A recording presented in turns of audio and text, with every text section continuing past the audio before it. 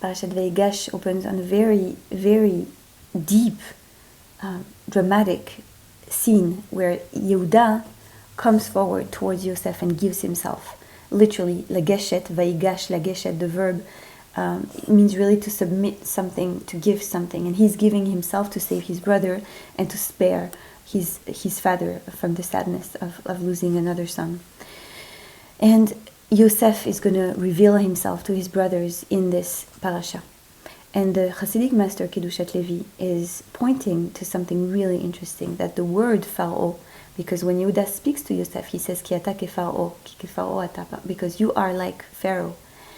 And he says, you know, this word Pharaoh, Peresh Ain, is the same root, it's the same verb, it's the same root as the verb, as a verb that means to reveal something, to uncover something.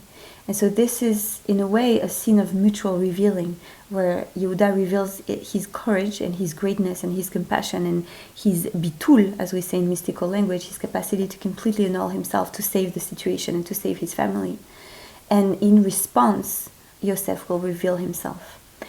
And this is a very mystical scene. The Hasidic masters and the Kedushat Levi in particular sees this and reminds us to see this as an interaction between us, Klal Israel, and the divine, where prayer has the power to annul levatel gezerot, to annul harsh decrees.